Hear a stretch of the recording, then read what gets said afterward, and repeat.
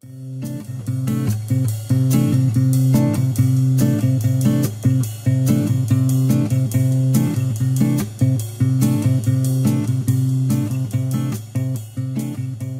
guys, I'm Melissa and welcome back to my YouTube channel. Today's video is for anyone who's participating in the 30-day weight loss challenge following low calorie density. Now, I'm going to be sharing with you a grocery list that is very simplified. This is based on the meals that I make and how I've eaten for the past 9 months. And so if you've been watching my What I Eat in a Day videos, this is kind of like what you need to get yourself started with making these types of very simple recipes.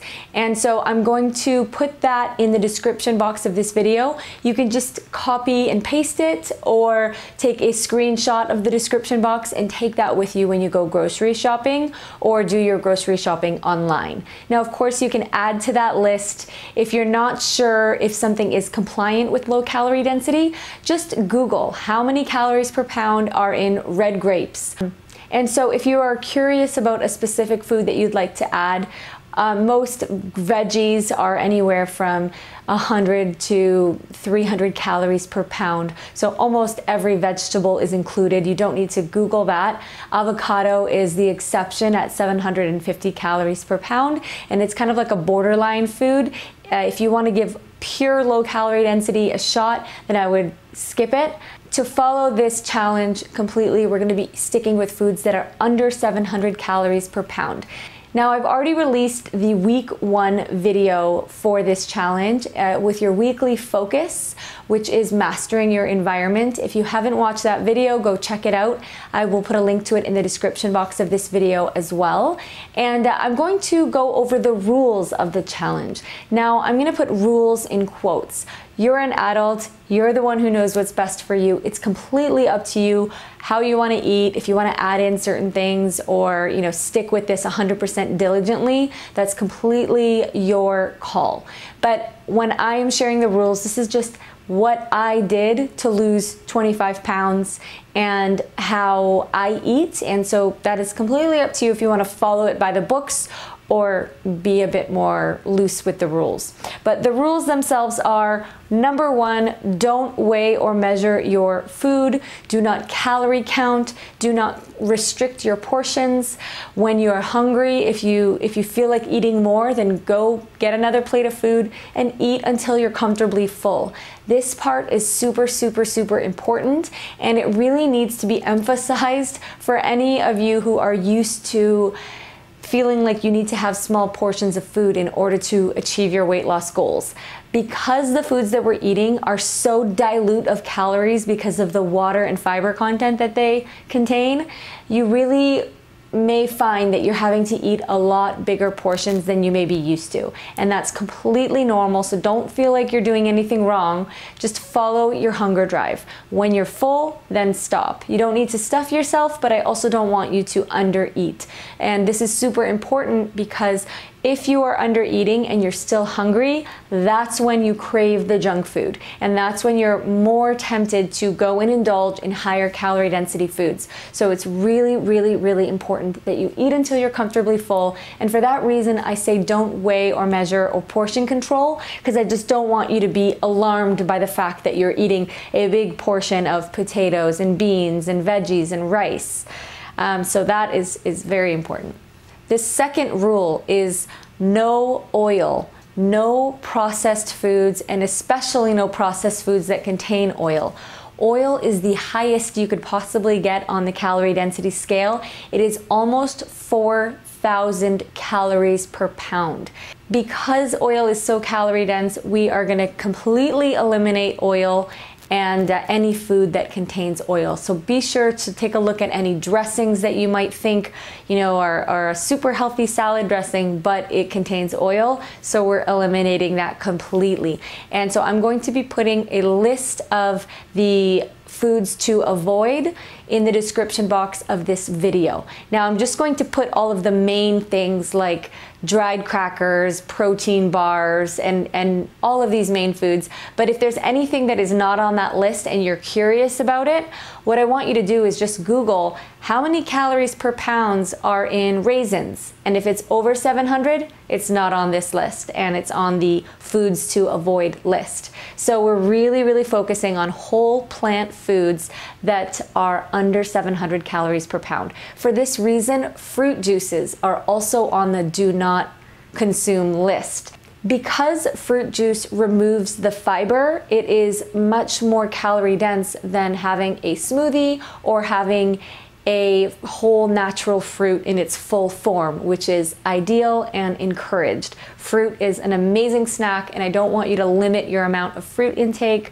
at all. It's a perfect filling snack. Berries, for example, are only around 200 calories per pound, very low on the calorie density list, and I include them in my smoothies. I include them in my oatmeal, and so I encourage you to have lots of fruit in the house so that if you want a snack, something that's quick and doesn't take a lot of prepping, it's right there ready for you. Rule number 3 for the low calorie density weight loss challenge is to only weigh yourself once per week. This is so important. If you weigh yourself every day, especially now that you're going to be eating large portions of food, I don't want you to get discouraged when you step on the scale after eating a big meal of potatoes and vegetables and say, oh no, I gained a pound, because this is not fat. This is just actual weight of the food that is in your body. Also, fat loss is a slow and steady process. So you can't accurately see how much fat you are burning when you're looking day to day on the scale. What you're seeing is water weight and the food that's in your digestive system. And so if you do want to track your weight loss, I recommend getting a piece of paper and keeping it next to your scale or near your scale, and just say every Monday morning, or you can start on the first day of the challenge, weigh yourself that morning, write down what your weight is, and then the next week at the same time in the morning, put your current weight that day as well. So tracking your weight week to week or even month to month is going to show you a much clearer and much more accurate snapshot and overview of your weight loss than looking at your weight day to day. I just don't want you to get hyper focused on constantly jumping on the scale and like trying to see like, is this working yet? Hey, I've eaten low calorie density for 4 days. How come I don't see any fat loss yet? Remember, I only lost maximum 1 pound of fat per week, but that's okay. Do not be in a rush with this. This is a lifestyle change. I want you to be much more focused on the process of finding amazing, filling, low calorie density meals that you truly enjoy to eat, and let the weight loss take care of itself, because that's up to your body. Your body's going to do that work, and it's not up to you to dictate where and when the weight loss happens. It will happen in its own terms. All right, rule number 4 is to watch the weekly video with the weekly focus, and I'm going to be giving you homework each week. Week 1's homework was to watch the very informative and helpful webinar by Dr. Anthony Lim on calorie density, and I will link that in the description box of this video as well, but be sure to go watch week 1's weekly focus video and follow along each week. You can also connect with each other and ask me any questions that you have in the comment section of the videos. And if you want some encouragement and support and to kind of do this together, then you can hashtag low calorie density challenge. And currently there is no other content using that hashtag as of this morning. And so this is a great place to share encouragement and photos of meals and different meal ideas and anything else that is pertaining to this challenge. So be sure to also follow me on Instagram. I'm at MelissaAlexandria01. And I've also created a little highlight circle where I'm putting all of the information that pertains to this topic that I'm sharing on Instagram. So if you missed something, or if you're watching this video a little bit later in the future, you can go back and click on those highlights to see everything that I've put there. And I want to leave you with one piece of encouragement, and that is to simplify this process for yourself. Keep this easy for yourself. The more complex you make it, the harder it's going to be for you to stick with it long term. So while you may have found some beautiful no oil recipes that have, 20 ingredients and take a lot of effort and time, if you don't realistically have that effort and time to put in right now, then it's okay to use frozen veggies, frozen fruit, and stick with simple meals that are filling. That is how I started, and that's really how I eat almost all of the time. And so don't complicate the process. You don't need to go out there and buy a bunch of fancy kitchen equipment right away. Try to make this work with what you've got, and then as you go, you may decide that you want to kind of build on your list of recipes that you make.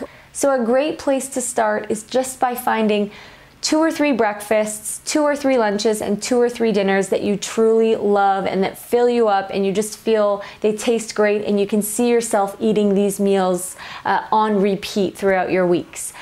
And if you want some inspiration for that, you can check out my What I Eat in a Day videos, which come out every Wednesday. And so I will continue to make those videos in the coming weeks as well. All right, I wish you all the best. Feel free to reach out to me if you have any specific questions or if you want me to share anything in particular that would help you with this challenge.